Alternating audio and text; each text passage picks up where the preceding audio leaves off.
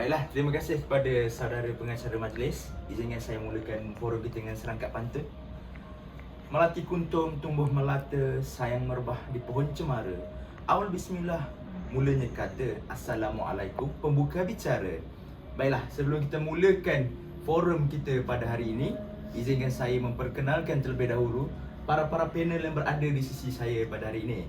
Baiklah, di sebelah kiri saya kita ada panel yang pertama, Encik Muhammad Alif bin Suhaimi, guru penolong kanan daripada SK Saigon. Okey. Sihat cik Sihat. Alhamdulillah. Okey, baiklah. Di sebelah sini pula kita ada Ustaz Muhammad Asif bin Puzi, guru besar SK Bunut Rendang. Assalamualaikum. Sihat.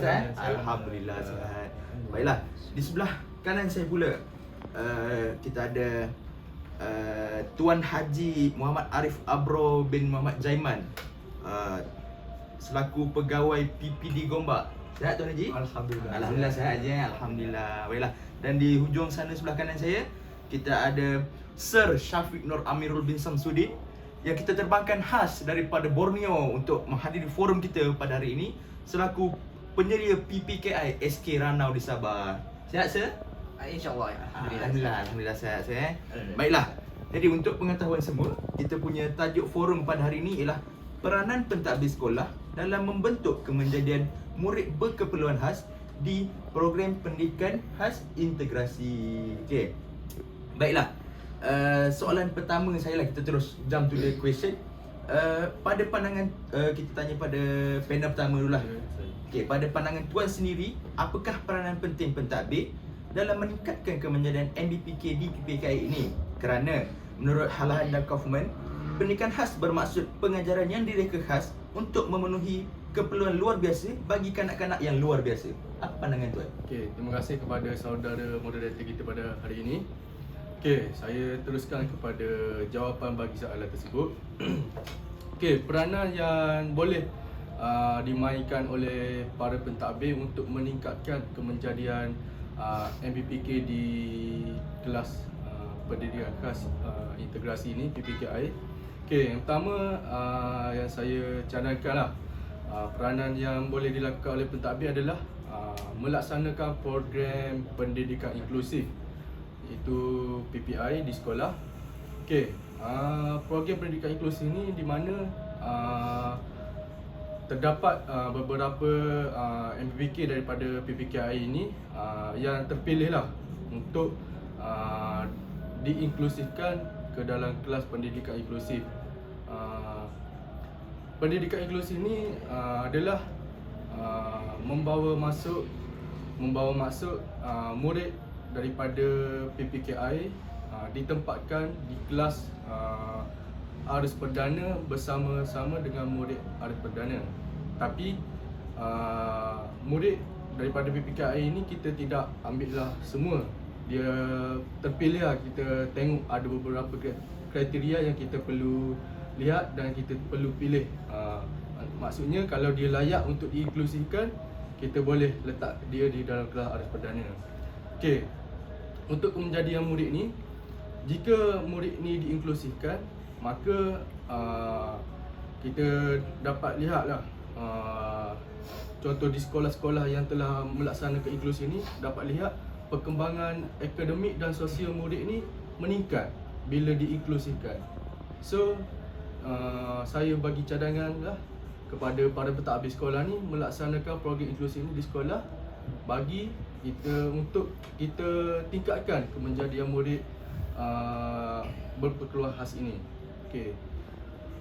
Apabila murid diinklusifkan, maka murid ini dapat bergaul dengan murid-murid arus perdana di dalam kelas. Okey, pergaulan mereka ini akan dapat membantu sedikit sebanyak kemahiran sosial murid MBPK tersebut. So jadi apabila kemahiran sosial ini dapat ditingkatkan di dalam kelas, maka kemenjadian murid ini dapat ditingkatkan. Selain itu, pencapaian akademik juga akan meningkat jika dia diinklusifkan, kerana bukan sahaja guru-guru sahaja yang mampu untuk mengajar murid MBPK ini di dalam kelas inklusif, tetapi rakan-rakan lain yang tipikal juga dapat membantu murid MPPK ini untuk meningkatkan tahap pencapaiannya dalam akademik. Okey, itu sahaja daripada saya. Sekian, terima kasih. Okey, baik.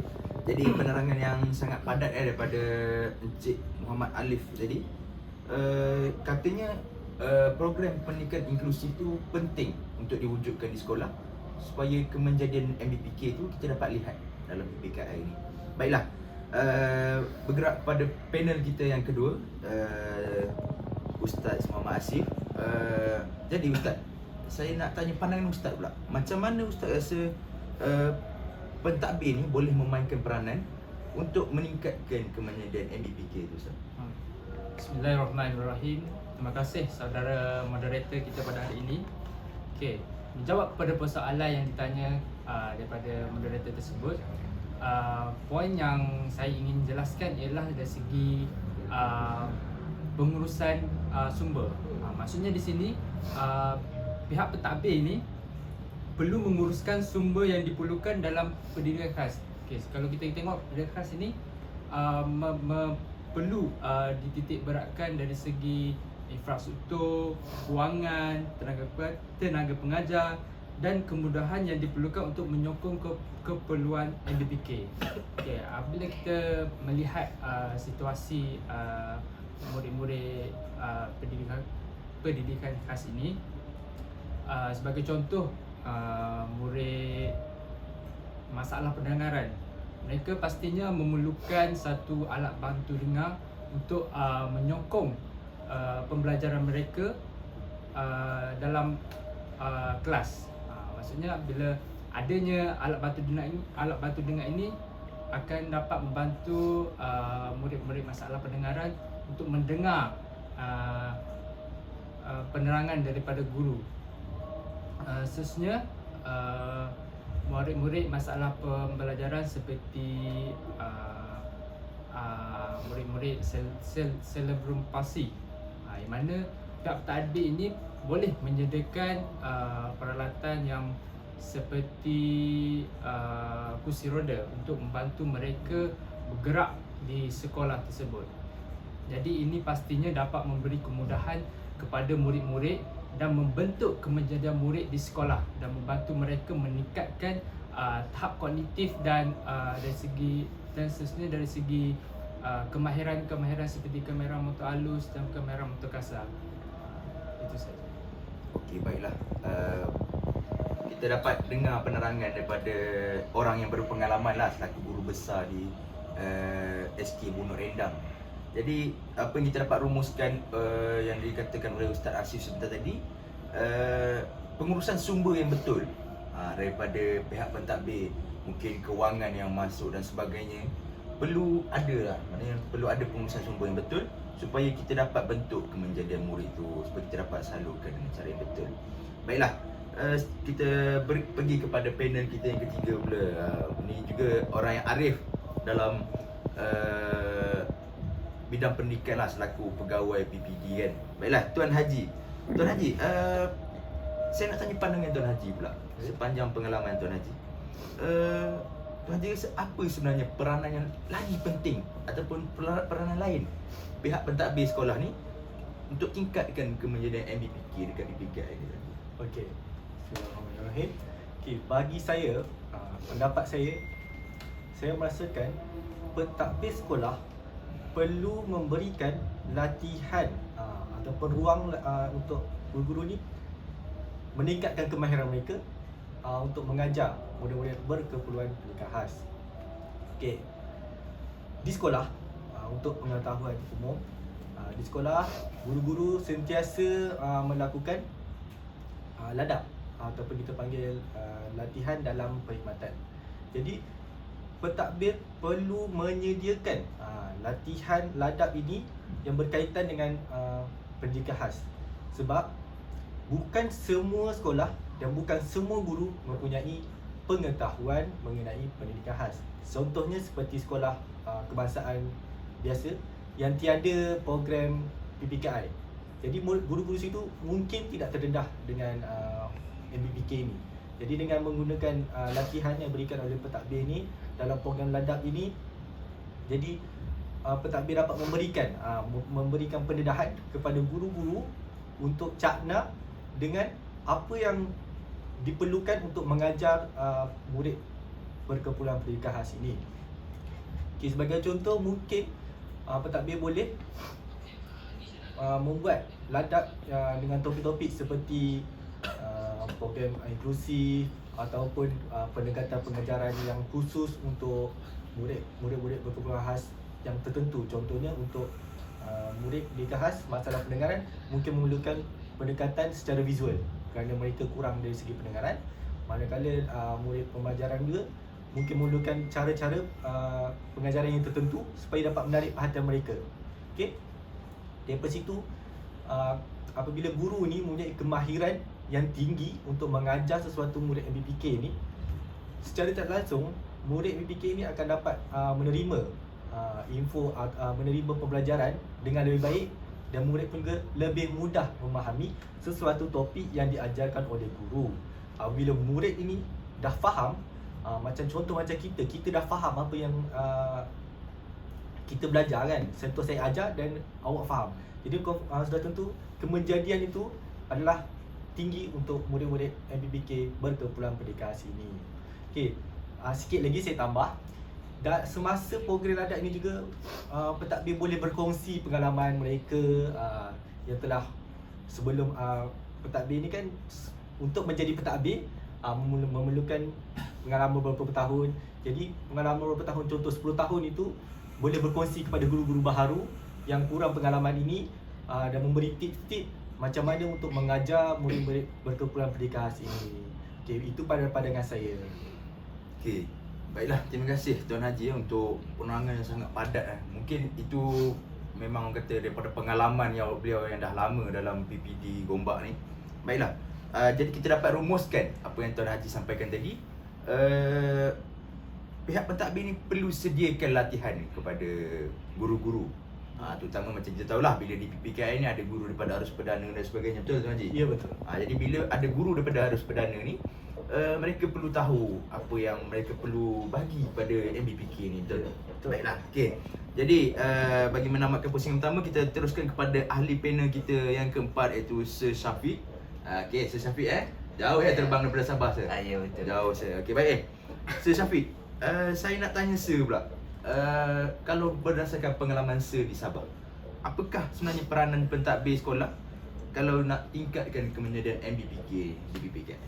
Okey, terima kasih kepada kita punya moderator pada hari ini. Okey, antara yang dapat saya simpulkan daripada pengalaman selaku penyelidik PPKI di sekolah ni, antara peranan yang pihak penambil boleh mainkan untuk memajukan lagi PPKI ini ialah dengan mengiktirafkan kepelbagaiannya, di mana setiap aktiviti dan program yang dilaksanakan di sekolah, pihak pentadbir selalu cakna dan mengambil tahu bahawa ada budak-budak khas kat sekolah tu, dan mereka perlu sertakan dan mereka perlu memastikan budak-budak khas yang dalam sekolah PPKI ini turut sama dalam program-program sekolah.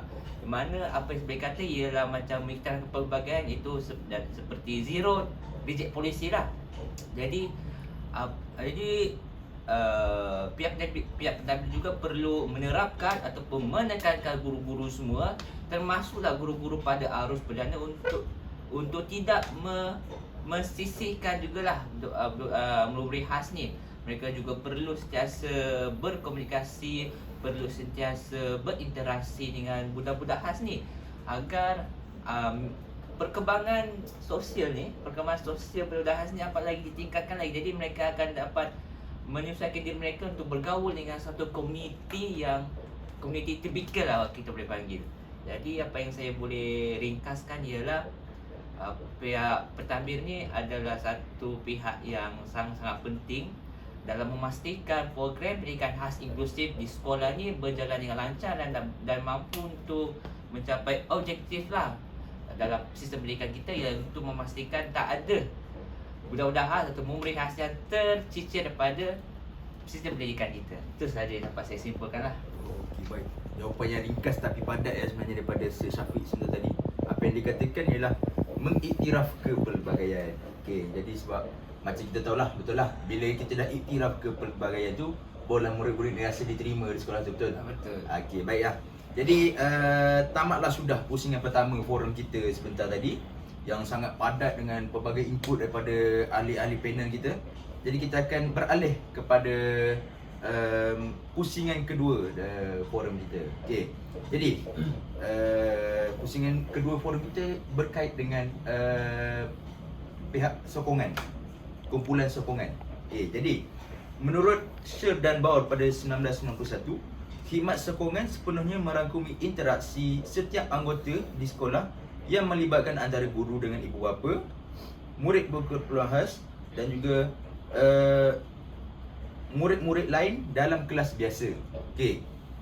Jadi kita nak mulakan semula pada panel pertama kita lah. Saya nak tanya kepada Encik Alif. Jadi pada pandangan Encik Alif, apa sebenarnya peranan kumpulan sokongan pula dalam nak membantu urus takbir pernikahan ni lah, untuk menyokong pihak pentadbir tadi? Apa pandangan Encik Alif? Okey, tadi saya pun telah cakap pasal program pendidikan inklusif. Okey, sekarang ni kita juga dalam konteks pendidikan inklusif. Okey, kumpulan sokongan ni saya khusus kepada ibu bapa, di mana ibu bapa ni perlu memberi sokongan kepada pihak pentadbir sekolah dengan memberi kerjasama apabila pihak pentadbir menjemput ataupun untuk mengadakan satu perbincangan dengan pihak ibu bapa perlulah hadir ke sekolah untuk melakukan perbincangan tersebut. Okey, perbincangan ini adalah untuk membincangkan kepada ibu bapa pentadbir ni, memberitahu kepada pentadbir tentang pelaksanaan program pendidikan inklusif ini. Okey, di mana ibu bapa perlulah bersetuju dan menyokong usaha baik yang dilakukan oleh pihak pentadbir untuk menempatkan anak-anak mereka di kelas inklusif. Okey, ibu bapa sini saya tekankan supaya bersetujulah dengan cadangan yang diberikan oleh pihak pentadbir, kerana apabila murid kita, anak kita ditempatkan di kelas inklusif, banyak manfaat yang kita akan dapat. Bukan sahaja dari segi pembelajaran, dari segi akademik, maka turut juga dalam kemahiran sosial yang dapat membantu anak-anak kita dalam kehidupan sebenar mereka. Mereka mudah untuk bergaul dengan orang ramai, dan sebagainya. Itu sahaja daripada saya. Oh, baiklah. Jadi dapat kita rumuskanlah daripada apa yang Encik Alif katakan tadi, peranan ibu bapa itu sendiri, betul? Ya, betul. Peranan ibu bapa untuk menerima anak-anak berada di PPKI, betul? Betul. Baiklah. Kerana mungkinlah ada setengah ibu bapa ni stigma, dia nak tolak stigma masyarakat yang pandang kalau anak dia masuk PPKI ni anaknya masalah dan sebagainya. Tapi dia kena tahu kelebihan yang ada di PPKI, betul? Betul. Baiklah. Kita pergi pula kepada Ustaz Asif semula. Jadi Ustaz Asif, pada pandangan Ustaz ni sebagai seorang guru besar, apa lagi peranan kumpulan sokongan ni nak membantu? Macam Ustaz sendiri sebagai guru besar mesti nak bantuan daripada sekeliling. Jadi apa pandangan Ustaz ni tentang peranan khidmat sokongan ni, kumpulan sokongan ni? Okay. Tadi saudara Cikgu Alif telah bercerita tentang ibu bapa yang merupakan individu yang paling dekat dengan murid ni di rumah. Okay, sekarang saya nak masuk kepada individu yang paling dekat dengan murid-murid ni di sekolah, iaitu guru-guru pendidikan khas. Jadi apa yang guru pendidikan khas ini perlu lakukan ialah membuat penilaian dan ataupun peperiksaan kepada murid-murid MBPK ini. Tujuannya ialah untuk menguji tahap pengetahuan ataupun keupayaan mereka dalam memahami sesuatu yang dipelajari di sekolah tersebutlah. Maksudnya kalau murid tersebut tu faham dan dapat menguasai pelbagai kemahiran, maksudnya menjadilah program PPKI tersebut. Jadi peranan guru pendidikan khas ini amat besar. Dia perlu memastikan proses PDPC yang dilaksanakan itu berkesan ataupun tidak. Maksudnya guru-guru ini perlu merancang ataupun membina proses PDBC yang bersesuaian dengan tahap kemampuan murid-murid. Jadi kalau ianya sesuai dengan murid-murid, tahap kesesuaian murid itu, jadi ia akan memudahkan murid-murid memahami konteks pengajaran yang dilaksanakan. Betul. Jadi guru-guru juga perlu bukan hanya membantu, macam saudara Alif cakap tadi, bukan hanya membantu dari segi bidang akademik, tapi membantu dari segi kemahiran-kemahiran lain seperti sosial, kemahiran psikomotor dan sebagainya. Jadi sebagai inisiatif, guru-guru pendidikan khas ini adalah membantu pihak pentadbir untuk menyelesaikan sebarang masalah yang dialami oleh MBPK, agar mereka ini dapat meningkatkan pencapaian dan tahap kognitif mereka, supaya tidak mustahil untuk mereka dapat bersaing dengan murid-murid aliran perdana. Itu saja. Baiklah. Jadi itu perkongsian daripada orang atasan di sekolah, ketua di sekolah. Jadi saya yakin dengan bantuan guru-guru tu, dia sebenarnya membantu ustaz ni lah selaku guru besar. Sangat membantu. Nak nak buat analisis Ya. apa yang perlu dilakukan dekat sekolah ni seterusnya kan. Baiklah. Jadi peranan guru juga penting kan, untuk membantu untuk pihak pentadbir sekolah nak uruskan pendidikan khas dekat sekolah tersebut. Okey, baiklah. Kita beralih kepada panel kita yang ketiga. Tuan Haji, bro, masih okey Ya, Sudah, baiklah. Okey. Alhamdulillah. Baiklah Tuan Haji. Selain daripada peranan ibu bapa, peranan guru-guru di sekolah, Tuan Haji rasa apa lagi ataupun mana lagi pihak kumpulan sokongan yang boleh membantu untuk menyokong urus takbir dekat sekolah ni lah? Macam Tuan Haji tahu sendiri lah, kalau dekat PPD mestilah kalau ada apa-apa program mesti Tuan Haji akan maklum. Jadi Tuan Haji rasa sendiri kalau nak jalankan program di sekolah, mana lagi kumpulan sokongan yang boleh membantu Tuan Haji? Okay. Baiklah, sepanjang saya berkhidmat di PPD ini, banyak program yang berlangsung di sekolah, dan saya setakat ini alhamdulillah saya cakna dengan semua program tersebut. Okey, baiklah. Seperti soalan yang ditanyakan oleh moderator sebentar tadi, apa kumpulan selain daripada guru dan ibu bapa? Kumpulan sokongan mana lagi yang boleh memberi bantuan kepada pentadbir untuk membantu murid berkekurangan pendidikan khas ni? Okey. Kumpulan sokongan yang perlu memberi bantuan adalah NGO ataupun kumpulan-kumpulan bukan kerajaan, persatuan persatuan. Ya, badan bukan kerajaan ini memberi bantuan kepada sekolah. Okey, seperti yang saya telah katakan sebentar tadi, saya telah kata okey, pentadbir memberikan latihan. Okey, persatuan ini juga boleh memberikan latihan kepada guru-guru di sekolah. Sebagai contoh, Persatuan Pekat Malaysia MFD ada menyediakan latihan untuk belajar bahasa isyarat Malaysia. Okey. Apabila persatuan ini yang terdiri daripada orang pekat itu sendiri memberikan latihan pengajaran mengenai bagaimana untuk menggunakan bahasa mereka sendiri, jadi secara tak langsung guru-guru yang mengikuti latihan tersebut akan lebih faham, akan lebih mengetahui apa yang diperlukan oleh murid berkekurangan pendidikan khas masalah pendengaran ini. Jadi di situ guru-guru ni dapat meningkatkan pengetahuan mereka bagaimana untuk mengajar murid masalah pendengaran tersebut. Selain itu ada juga persatuan lain seperti NASOM, iaitu untuk persatuan autism, boleh menyediakan latihan bagaimana untuk mengajar, bagaimana untuk mendidik, bagaimana untuk menguruskan murid-murid autism ini. Jadi guru ni perlu perlu mengikuti latihan tersebut yang telah disediakan oleh NGO untuk lebih baik untuk menguruskan murid MBPK dengan lebih baik, supaya murid-murid ni tidaklah terasa seperti contohnya guru ni telah menguruskan acara yang salah. Jadi murid ni dalam fikiran dia cakap, kenapa guru ni buat saya seperti ini? Okey.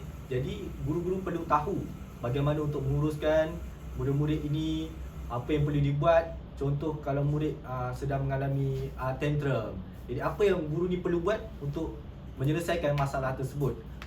NGO ini yang sememangnya yang terdiri daripada orang-orang OKU, mereka lebih tahu apa yang diri mereka perlukan. Dan apabila mereka sebarkan pengetahuan tersebut, jadi guru dapat gunakan, ambil pengetahuan itu dan terapkan dalam PDP mereka. Okey, itu saja. Oh, baiklah. Terima kasih Tuan Haji untuk penerangan tadi. Jadi boleh kita simpulkan apa yang Tuan Haji cuba sampaikan.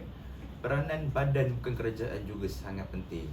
Nak sokong pihak sekolah ni dalam nak urus takbir MBPK dekat sekolah tersebut lah. Kerana macam kita tahu lah, macam Tuan Haji kata sini, dekat dalam badan bukan kerajaan atau NGO ni banyak lagi ramai tenaga-tenaga pakar di luar selain daripada cikgu lah. Betul tak? Ya, betul. Ramai tenaga pakar Ya, daripada betul. selain daripada cikgu. Baik lah. Dan terakhir sekali, soalan terakhir sekali kita tunjukkan kepada ahli panel kita yang keempat. Baiklah, Sir. Ya, pandangan Sir pula macam mana Sir? Saya rasa apa lagi peranan kumpulan sokongan ni nak membantu urus takbir MBPK dekat sekolah tu? Okey, sebagai penyedia sekolah, antara yang dapat saya nyatakan ialah pakar perubatan lah, ataupun pakar-pakar dalam bidang tertentu macam pakar auditory, pakar terapi cara kerja, pakar fisiologi, di mana mereka ni menjadi penasihat untuk menyatakan kepentingan pelajar ni. Di pakar-pakar ni akan menjelaskan, okey, apa yang mereka perlukan, apa murid-murid khas ni perlukan, apa kepentingan dan hak mereka dalam sistem pendidikan ni yang berdasarkan kepada Akta Orang Kurang Upaya 2008. Jadi pakar-pakar ni yang lebih arif ni, dan sebagai seorang cikgu juga, selaku saya juga akan merujuk kepada pakar-pakar, kepada NGO semua, kepada yang lebih arif untuk menyatakan okey, murid ini ada problem sebegini, murid ini ada sebegini. Jadi apa yang mereka perlukan, apa hak mereka dalam sistem pendidikan ni, apa yang diperlukan mereka untuk dapat buat progres dalam PDP. Jadi mereka di pakar-pakar perubatan ni memainkan peranan yang penting untuk sebagai orang ketiga yang mewakili murid pendidikan khas, di mana mereka akan menyuarakan hak-hak kepentingan mereka kepada komuniti, kepada masyarakat, dan juga paling penting ialah kepada ibu bapa. Sebab kita tahu ibu bapa ni ada yang tak tahu sangat tentang, tak bincang sangat tentang murid-murid orang upaya ni. Mereka macam let it go saja. Jadi pakar-pakar ni akan mempertahankan hak-hak dan kepentingan murid pendidikan khas ni. Jadi itu saja yang dapat saya simpulkan untuk kumpulan sokongan ini. Baiklah, faham. Itulah penerangan yang serba ringkas dan padat daripada Sir Syafiq sebentar tadi yang menyatakan bantuan pakar untuk menegakkan hak-hak pelajar ataupun MBPK ni sangat penting lah kan, untuk membantu mengurus takbir kan. Kerana bila kita dah tahu hak-hak murid ni, kita tahu apa yang murid ni perlukan dekat sekolah. Melalui daripada bantuan pakar tadi lah. Okay, baiklah. Jadi apa yang dapat saya rumuskan ataupun tafsirkan dekat sini ialah pihak pentadbir perlu bergerak seiring dengan kumpulan sokongan untuk membentuk kemenjadian MBPK dekat PKI ni lah. Maknanya mungkin daripada guru besar GPK ni semua boleh dapat bantuan daripada kumpulan sokongan seperti ibu bapa, NGO, guru-guru dan tenaga pakar sebagainya lah. Baiklah. Dan baiklah, forum kita pun dah sampai ke penghujungnya lah. Dalam sedar tak sedar kita dah sampai ke penghujungnya. Jadi terima kasih saya ucapkan kepada para panel kita, 4 orang panel kita yang kacak dan tampan ni, kerana sudi berkongsi pengetahuan dan juga pengalaman mereka, dan perkongsian yang sangat padat ni dah orang kata insya-Allah lah memberi input kepada yang mendengar. Baiklah, saya tutup forum kita ni dengan serangkap pantun lah. Tadi saya dah buka dengan serangkap pantun, saya tutup dengan serangkap pantun ya. Baiklah. Bunga dedap di atas para, anak dusun pasang pelita. Kalau tersilap tutur bicara, jemari disusun, maaf dipinta. Sekian wabillahi taufiq wal hidayah. Wassalamualaikum warahmatullahi wabarakatuh. Janji. Terima kasih janji. Saya selamat balik ke Sabah ya. Selamat.